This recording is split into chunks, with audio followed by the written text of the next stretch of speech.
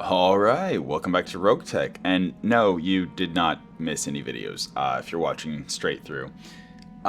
This is a great point to talk about autosaves and stability. So, I'll start with the autosaves because it's very short and straightforward. The game will automatically save when you arrive at a system, usually, when you have a financial report, and before and after missions. So, before mission, usually, most of the time, the autosave will remember which mechs and vehicles you were dropping and who you had in each one.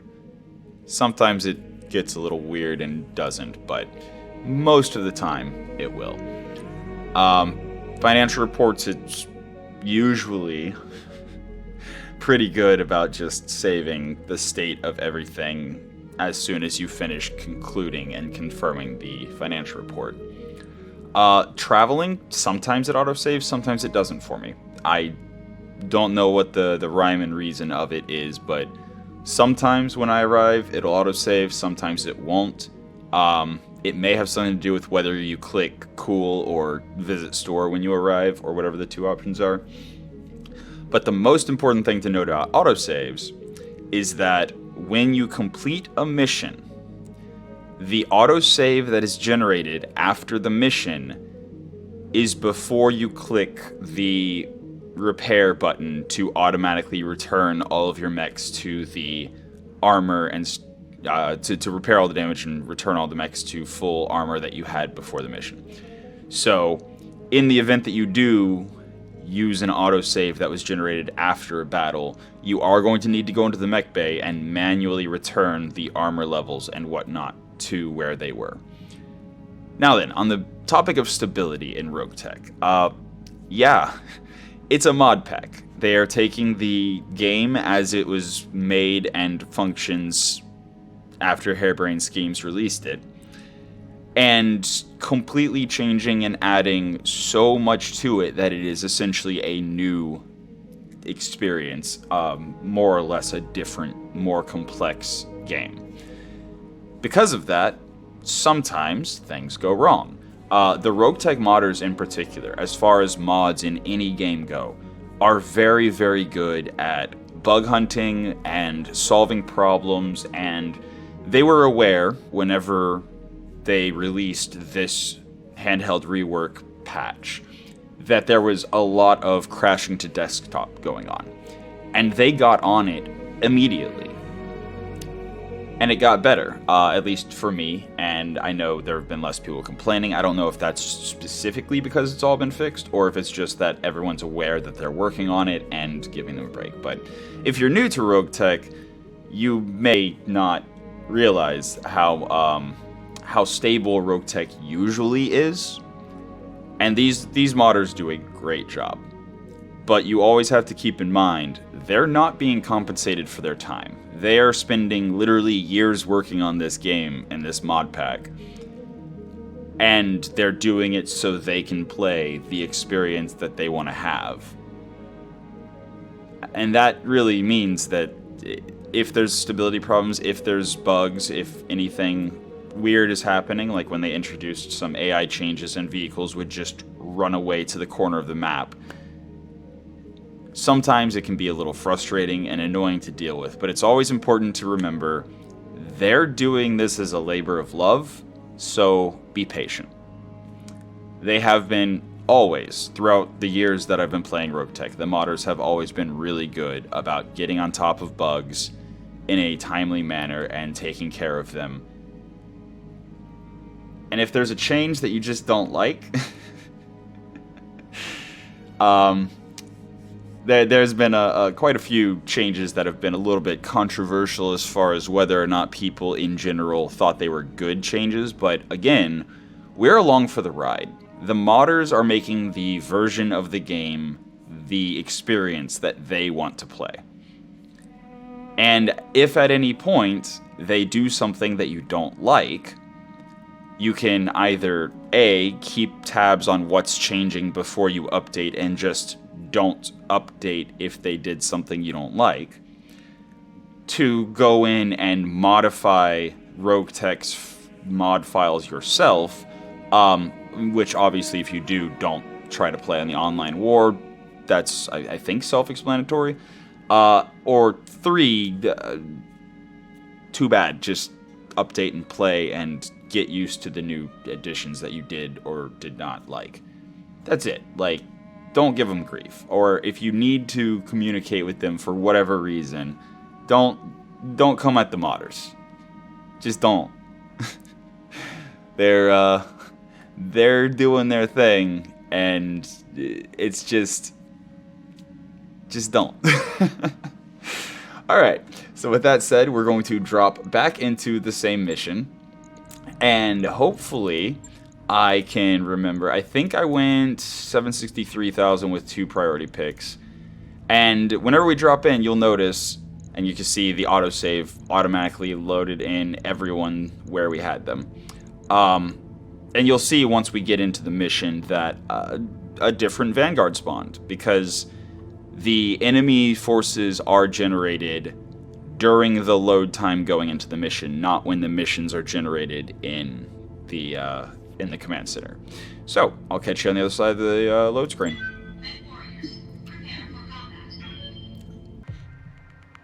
Command interface initiated. Alright, here we are back in the same mission, and there we go. The Vanguard is in a different location. So this will change our initial... What's this other? Okay. So...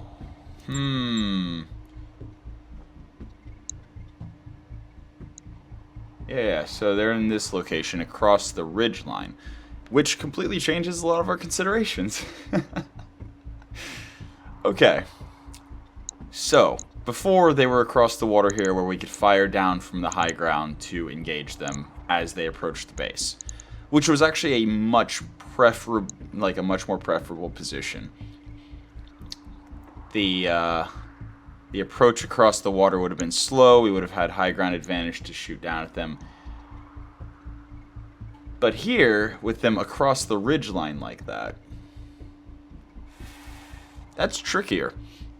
So our allies are still down the road, which is still separated from them, meaning that they will likely make it to the escort zone without too much issue. But now we have them across this ridge line, and we're not going to be able to directly target them until they get around the ridge line on either side, unless we want to close with them and engage them directly. Keep in mind, whenever we hit round 7, reinforcements will drop whether the Vanguard is destroyed or not. So this is the point where we have to decide, do we want to close with them and try to destroy them quickly so that we can then turn around and only have to deal with the reinforcements, or do we want to play it a little passive, dance around the base, and then possibly, well, most likely have to deal with the Vanguard and the reinforcements at the same time?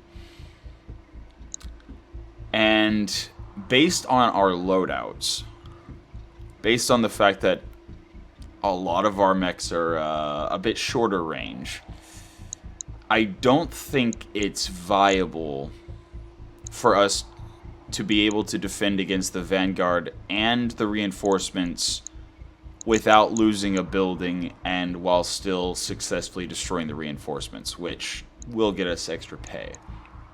So I think I am going to drop rather aggressively towards where the reinforcements are, use the reposition round to close with them initially, and then hopefully be able to destroy them and get back to the base before the reinforcements start wreaking havoc on us.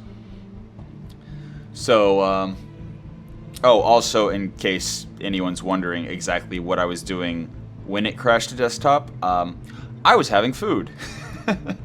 I had recorded for a couple hours, so I was like, yeah, I'm gonna step away and have a meal, and yeah, when I came back, it was on the desktop and completely crashed. So, oops. Yeah, I should definitely avoid AFKing for any prolonged period of time until the handheld rework is more stable. But that's fine. So, the terrain here, if memory serves, we're not going to be able to make it up this ridge directly. I think that path... Is it actually? So I know these rocks, and obviously you can't just run up them. You can run across this rough terrain and then go around the ridge, or you can go through the water and come at them from the flank, but you're low ground plus water, not the most ideal. And then obviously you can also run way around here and be in the water, also not ideal. But I am curious if we can make it up that ridge line. It has been a minute since I've been on this map. So I think I'm going to drop one of our faster mechs in a position where we could potentially run up it. And if they can't, then they'll be fast enough that we should be able to reposition with them. But our slower mechs, our mediums, we're definitely going to drop, I think, forward over here. So those are our mediums. Then we have our 20-tonner, who is a perfect candidate to try to run up that ridgeline. If I knew for sure that I could make it up that, I would probably actually drop more close to it. Well, I say that, but no, actually, I don't think I would, because they are going to gain access, line of sight, to any targets running up that sooner than the targets running around. We would also gain line of sight sooner. It's a trade-off, but definitely, since I don't know for sure whether or not I'll be able to make it up this ridge, I am definitely going to focus on coming around the mountain. So, that's the current plan. And we do not have, apparently, sensors on them. So, yeah, there's a pretty good chance that the only reason we had not only sensors on them, but also all the information over here was because we both had line of sight and we had the VTOL allies potentially helping us with better sensors. So not only are they in a different position, but we might actually have a harder time hitting them because of the lack of range, or not the lack of, the fact that they are not in range of our allied VTOLs. So I also need to turn the I already deactivated the... What's it? I say as it does one of them. I was pretty sure that whenever you do the adjustments to the game settings, it saved it locally, not in the game itself, because it's persistent through campaigns. I might have just missed a setting. In any case, we'll see once it comes time for us to actually do things. And yeah, they have closed with us. Also, that's a Razorback with 9 evasion right up in our face. We have a Locust 1S. Ultralight Mars Carrier. Okay. As far as low skull missions, that's actually really dangerous. It's a pretty solid pinpoint, and it could fire indirectly. And then we have an Antique Drillson. Drillsons are very quick hover tanks that are going to generate a lot of evasion. So, I definitely prefer the... I definitely prefer the previous... The Lance that we had before the crash. But I'll just have to deal with it. So, actually that reminds me. Yeah, V is still the hotkey for melee attacks. Can I melee attack, actually? So this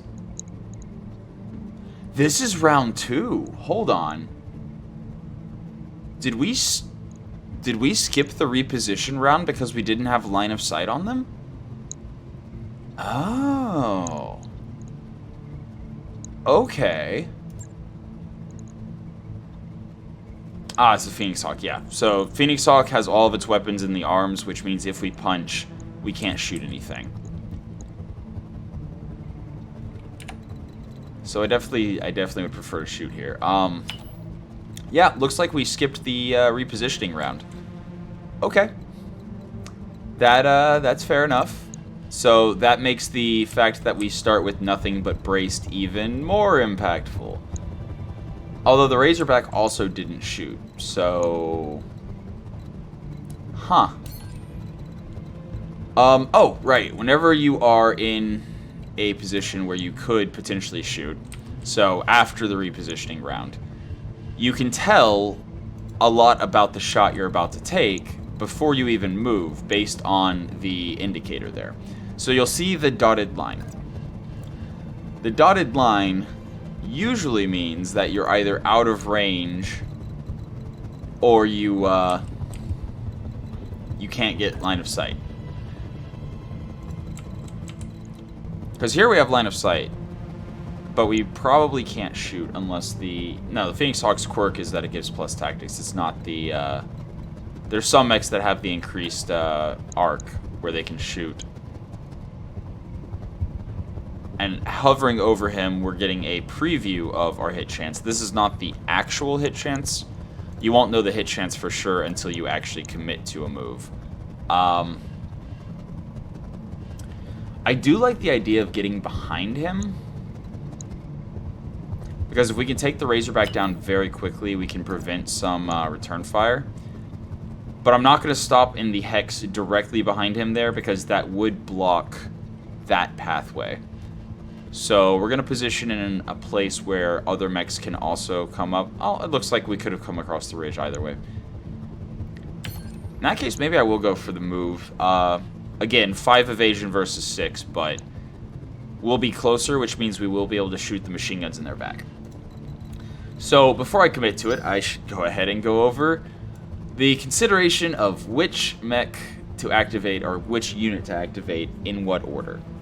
So, as I mentioned in the last video, whenever you reserve, you do generate hesitation. The hesitation that's generated is based on, I believe, just your tactics. So, if I do reserve Sarge here, and let somebody else take a shot first, Sarge will have hesitation next round. Yep.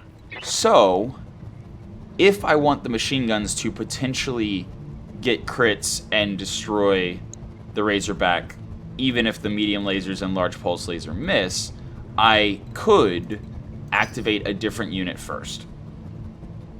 The Chaucer is turn 12, the Stealth is turn 13, so if I reserve with the Phoenix Hawk, they will both definitely be able to go before the Phoenix Hawk gets another turn. But with that in mind, how much do I care about trying to get crits on the Razorback?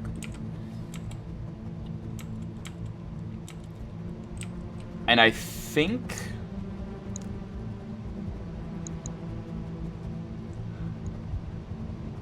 I do, actually. In part because there's no guarantee I'm going to get a shot on anyone else, so I'll also be able to see where the other enemies move to before committing to anything. So I'm going to reserve Sarge here.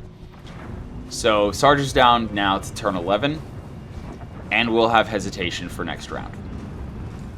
And yeah, once again we have a Swift Wind. The Swift Wind did activate the allied VTOLs. And that's good times. Random building apparently just throwing debris everywhere. It looks like the VTOL clipped a satellite dish or something while flying past the building. That's funny. Yeah. So now it is Holdra's turn with our stealth. And I do like the idea of 7 evasion. Also, whenever you're hovering over them, over the targets, it will light up which weapons are able to shoot. So you'll be able to tell if you're in range of, for example, your SRMs.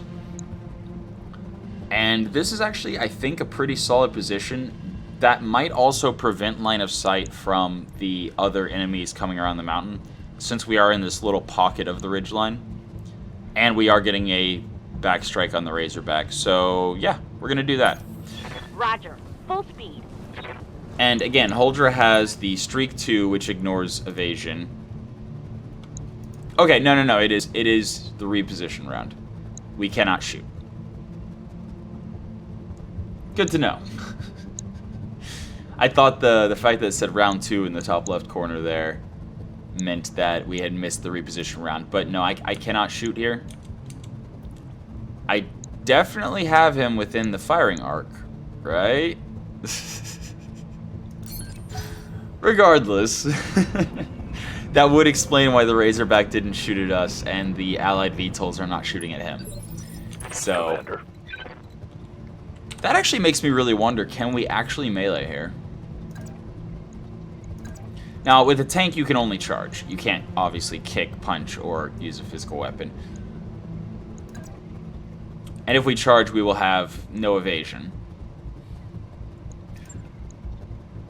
So no, I will just, I'll move the tank, but I will try to punch with the Phoenix Hawk just to see if it's possible to melee during the reposition round. The reposition round was added with the patch before the handheld rework, and I did not play much at all on the patch before the rework. So there's a lot of situations, like interesting little situations that I do not know the answer to, and will be finding out as we go. But part of being wise is knowing what you don't know. So here we go. The Mars carrier is also coming across. Cool. So we will be able to get shots on it. What do you need? All right. So here we go. And if we punch from the side, you can see the colored arrow there, or the colored line. It's kind of small, but if I zoom in, it's very clear. So the blue there, this particular blue line means that it is a side attack with unobstructed line of sight. The red here is a front attack with unobstructed line of sight. And the green here is a rear attack with unobstructed line of sight. So, yeah, let's try to punch. We run in, and yeah, punching. But it didn't hit, in part because our hit chance was non-existent. There might also be some interesting little spawn protection thing that prevents the melee hit from hitting, even if you are able to attempt it. What? No. Rizalka, yes, we can make it up that ridge. Okay. Well, then let's. I'll try. So that's 11 evasion. Cool. And we're definitely in position behind these two mechs. I'm not sure what the Drillson's carrying, but it is nice that 2 of the weapons are destroyed. The Mars carrier is a single Mars rocket. Razorback, no idea. And the Locust is 2 missiles that are non-functioning and a energy weapon of some kind. So, cool. So this should be the end of the round, and then we will actually look at round 1 considerations and it's right, Waiting on you, Commander. Knowing I can't shoot, actually, I think I don't want to end the round with my back to the enemies just in case. So I think I'll actually take this. Well, I'll take this high ground to make sure. Well, then again, if they try to run around and shoot us in the back, they would be exposing themselves. Well, no, I'll play it a little bit safer. Max speed, If they want no to shooting. backstrike the Bushwhacker, they're going to have to really commit to it.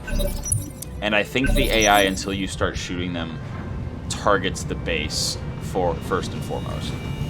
So, we'll see what happens. Now, this is the new round. The Martin did nothing.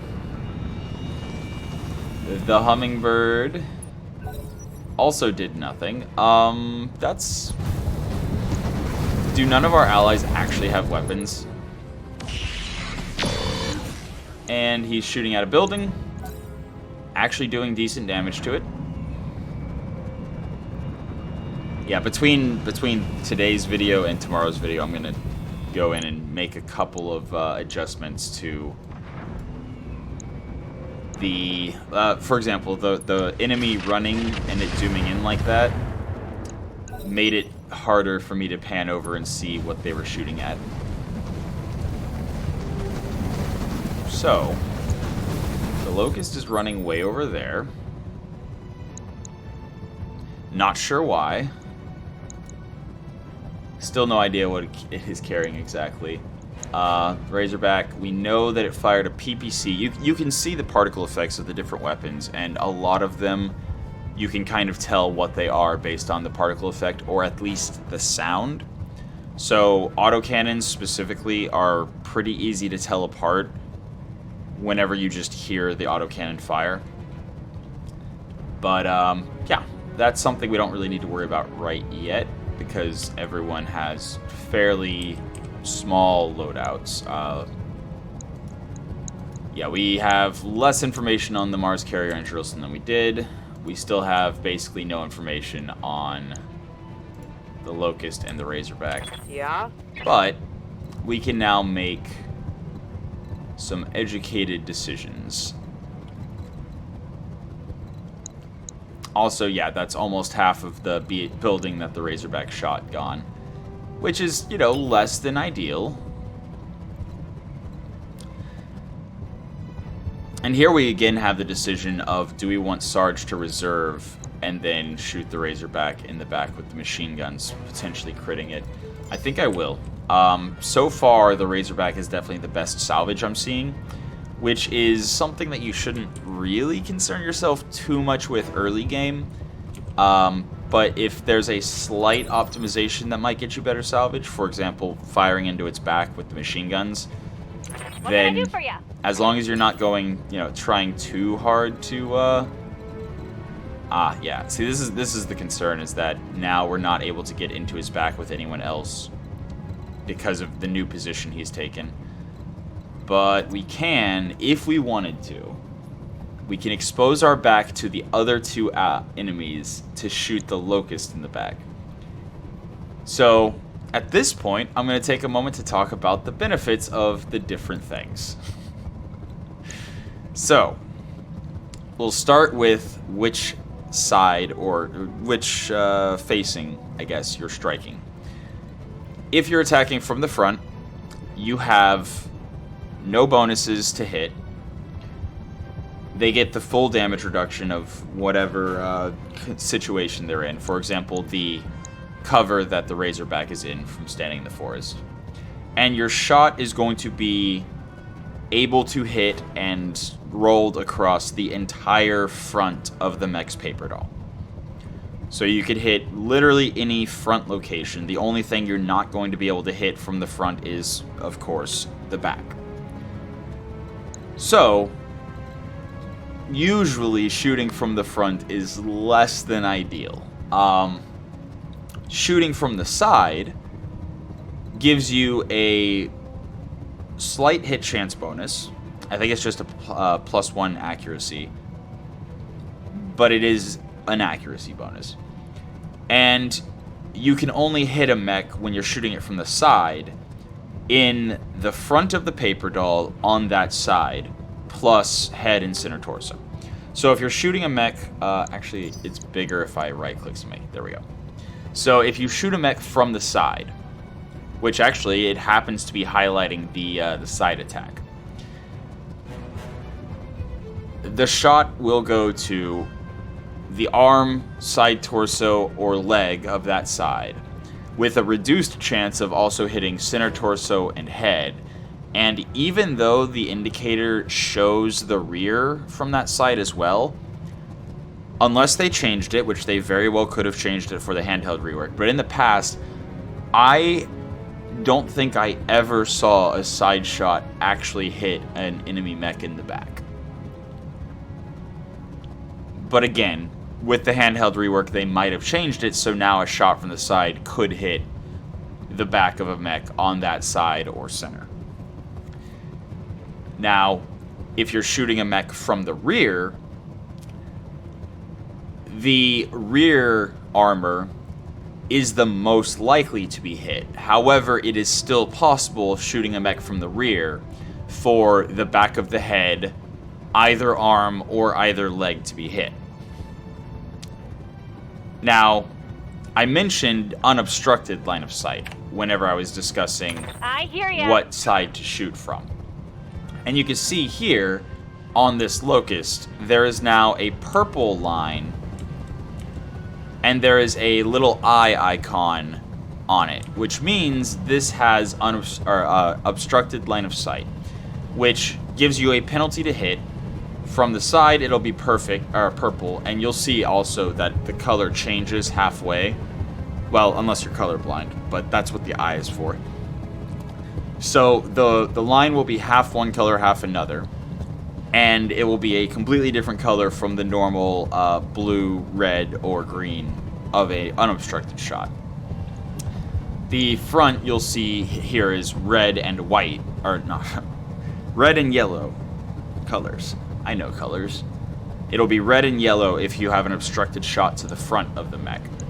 And the back strike obstructed, I believe, is just 2 different greens. We'll see if I can find a obstructed rear shot. Actually, I have 2 mechs active. Is there an obstructed rear shot? Yeah, right there.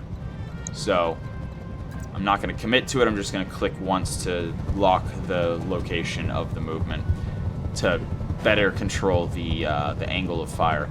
But you can see it's a lighter green than the normal backstrike green that also shifts to like a yellow green. And those are the obstructed indicators for the different sides you can shoot from. We'll discuss the different targeting of the offensive push whenever we have the decision to make the offensive push. But for now, that's the basics of shooting a mech from any given direction. And actually, since I selected Huldra here, I see that I'm able to get a backstrike on the Razorback while being in cover. So that's interesting.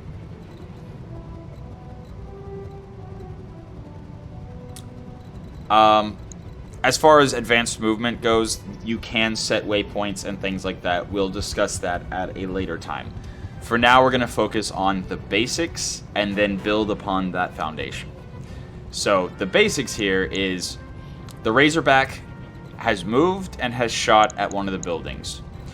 He is hot now. You can tell both by the model kind of glowing or being reddened a little bit, as well as the bar showing that he is past his red line. So he had a chance to shut down whenever he finished his turn. He did not.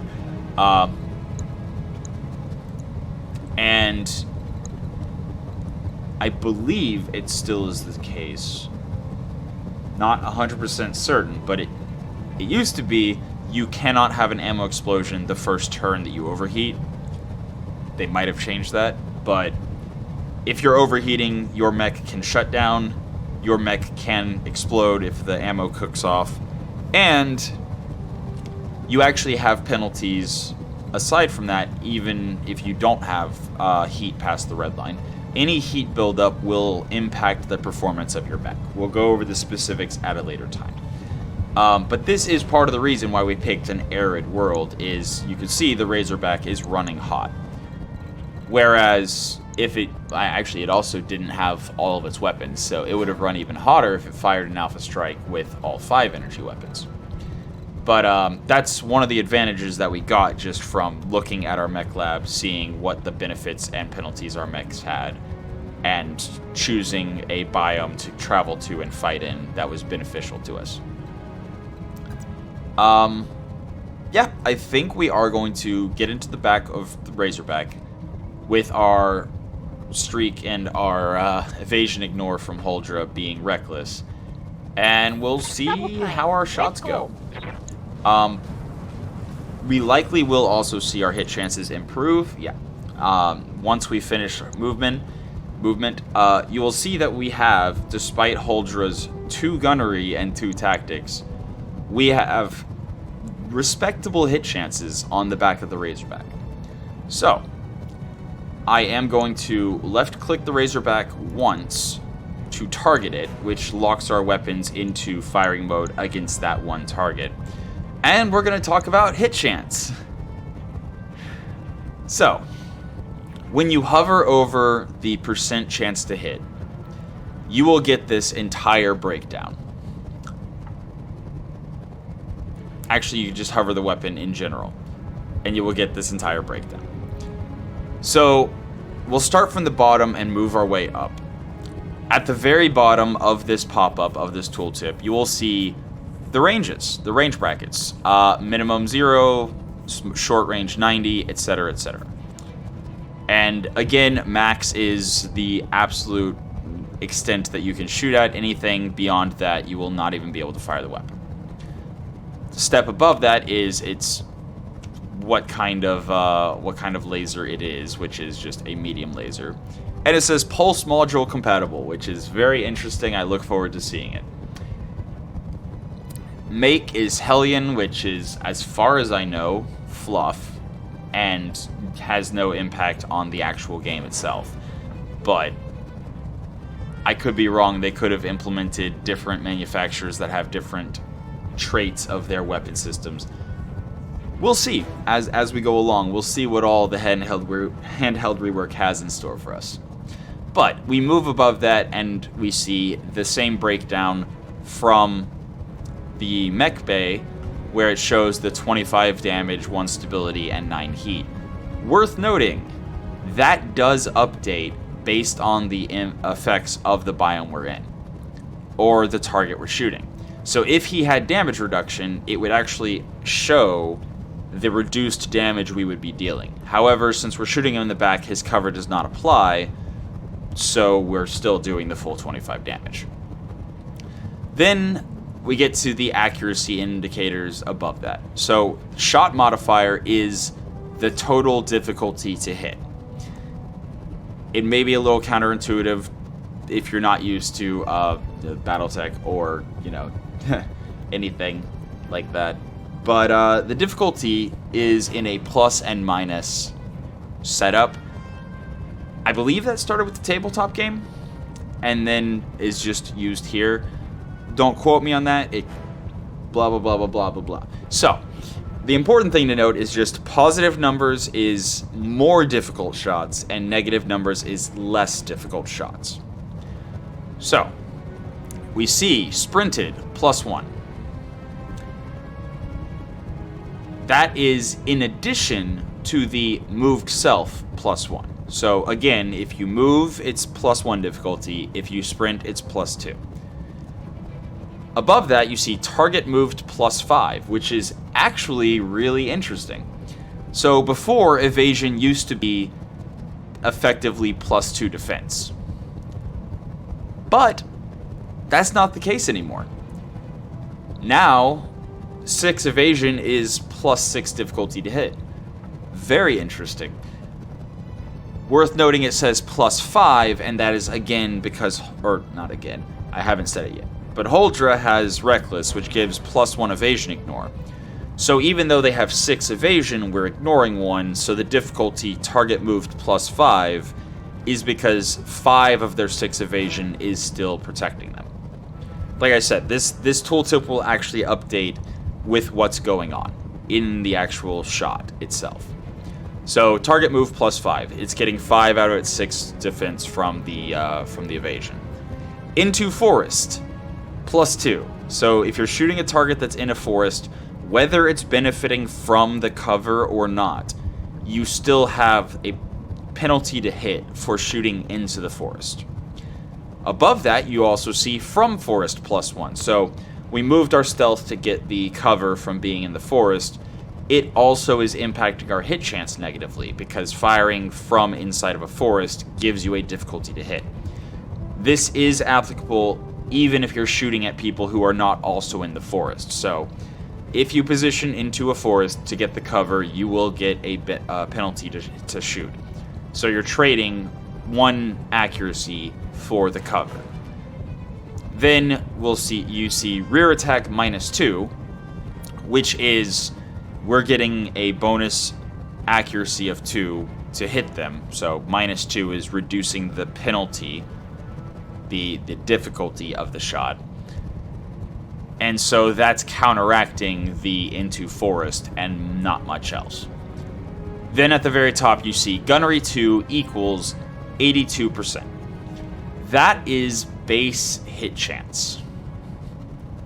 That's the only thing Gunnery increases as you increase the points in Gunnery as far as accuracy goes.